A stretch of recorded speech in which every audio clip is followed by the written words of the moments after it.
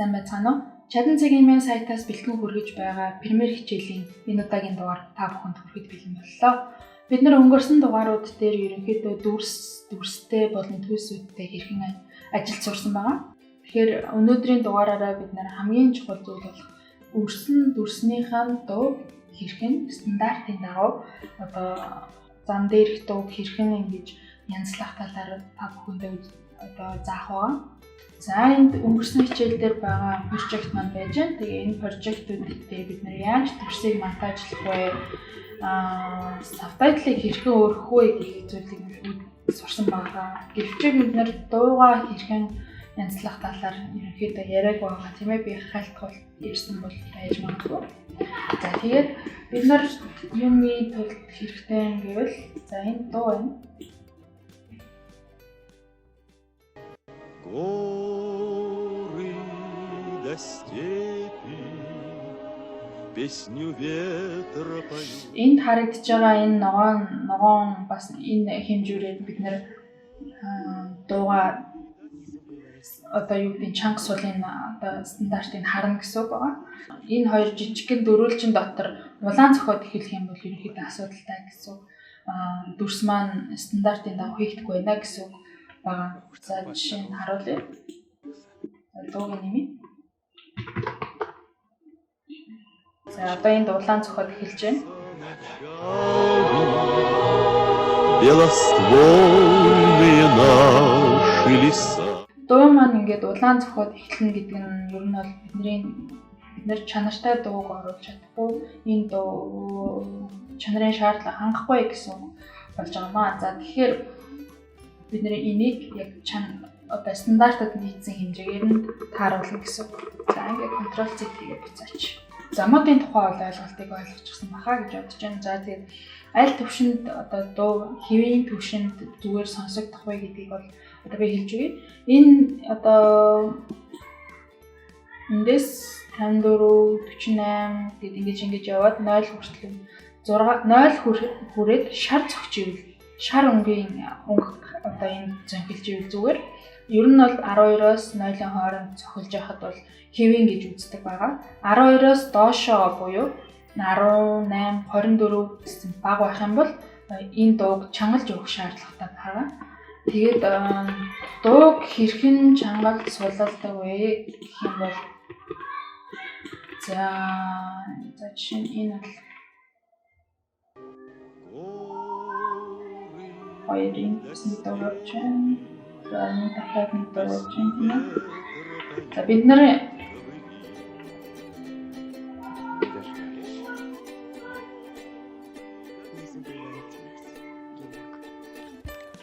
ингээд энэ олон давхар дуунууд явж байхад бид нар аль нь өөрсдийнх нь хэрэгтэй дууг яаж сонгох вэ гэхээр маусаараа контрол дарахад маус өөрчлөгдөд энэ нэмэх тэмдэгтэй болж байна. За энэ нэмэх тэмдгээрээ энэ голын дунд байгаа энэ голын зураасан дээр маус нэрээ клик дарахад энэ хоёр цэг үүсэж байна. Энэ цэгээрээ бид нэр дууны чанга сул энэ хэсгээс авах уугүй юу гэдгийг бол бид нэр сонгож өгөх юм аа. За жишээ нь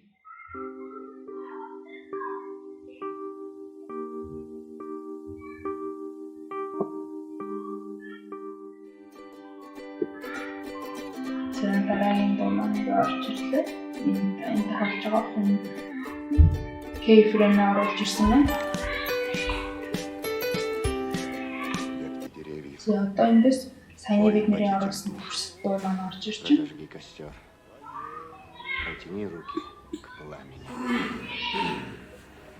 За гэсэн чинь энэ дүрсний маань дуу ингээд бас давхар ингээд яваад байна. Одоо энэ дуунуудыг бол нэгдүгээр арга нь энэ keyframe буюу энэ лайнаар ингэж хасаж өгч болно. За энэ дуунууд хэрвээ хэрэгтэй гэж үзвэл бид нар үлдээж болно.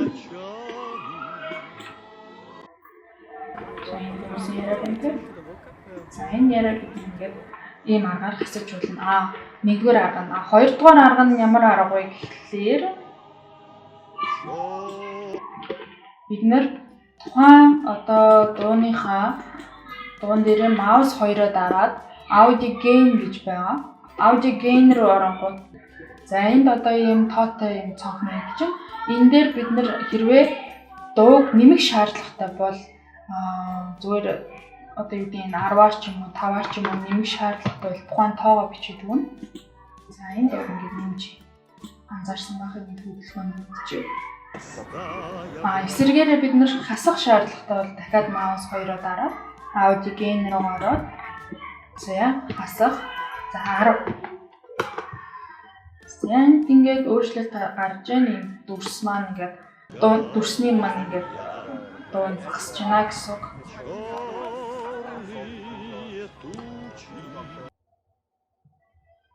Бас эхний хэлсэн хувилбар энэгээр багасгаж болно.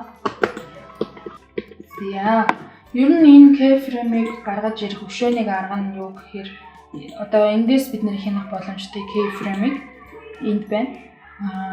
Effect control хэсэг дотроо ороод volume руу оронгууд энэ нэг keyframe-ийг идэвхжүүлж add хийснээр бид нэр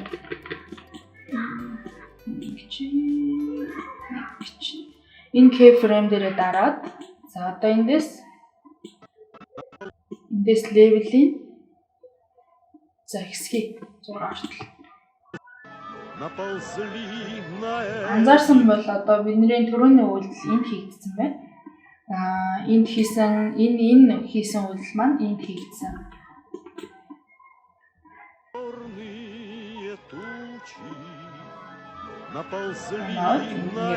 Бидний 6 хүртэлх чангасан энд ингээ хийгдэж 6 хүртэл чангалагдчихэ. За энийг түрүүний хийснээр контролоо дарж аваад K маус нэгээрээ дараад энэ K гаргаж ирээд бид нар багасгах эсвэл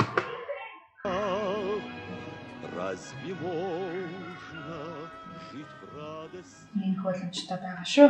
За дахиад нэг жишээн дээр харуулъя. За энд намрын навчны дүрс нэ.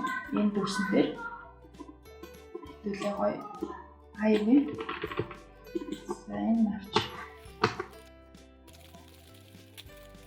Өнөөдөр нэг зам дээр дуурж аваад энд бас нэг зам аваад энэ дээр ингээд хоёр зам дээр дуурж харагдчиход энийг бас нэг анхаарах хэрэгтэй юм анхаарч маань юм. Одоо энийг хоёр зам дээр болгохын тулд бид нэр effect control-оос fill left эсвэл fill right гэж байна. За одоо жишээ нь энд fill энэ зүүн талынхан байгаа учраас fill right-ийг хийгээдгүй. За ингээд биш байна. За left-ийг хийх хэрэгтэй. За одоо ингээд навчны манд орж ирчихэ. За энийг дууг чангалъя. За энийг 5-аар чангалч. Бидний хамгийн гол нь харах ёстой цэг маань энэ байгаа тийм. Тэгэхээр дахиад 5-аар чангалъя. За 12-оос шал зогчээвэл зүгээр гэж. Мерс ирэх юм улаан болох болно. За тэгээд өшөө ерөнхийдөө дуугаан иймэрхүү байдлаар чангална янзлах юм байх нэ. За тэгээд жишээ нь бид нэр сая энд улаан зогсон шүү дээ тийм ээ. Энд яг энэ дуун дээр тэгэхээр бид нар түрүүний зааснаар маус контролоо даржаад маус нэгээр ингээд яг тухайн зогсож байгаа хэсгийг ингээд багасгаж болно. Багасгаад дуугаа янзлнаа. За жишээ нь хэтэрхий сул байгаа хэсэг дээр ингээд дууг нь өргөөд keyframe-аараа бид нар ингээд тааруулж тохируулж болох юм аа. Инээд. За одоо энэ дээр бид нар IPC инээд.